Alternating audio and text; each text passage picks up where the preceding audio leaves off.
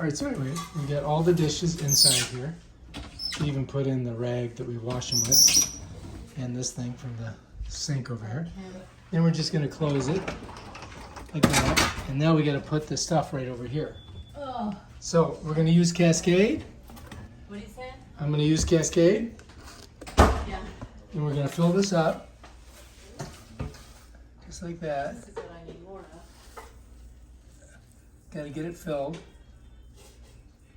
I think that's pretty good right there. What do you think? Yeah, I think that's good.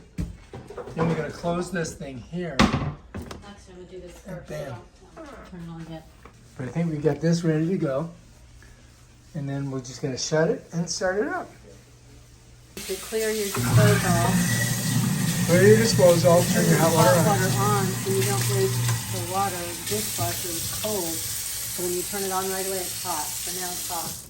Okay, so let's go ahead. I'm gonna shut this. Put your stuff in there, fill it up. Yep, it's filled all the way up. That's it. Okay, well, how do we start it? Normal start. That's it. That's all we have to do. And this takes about 18 hours to do it.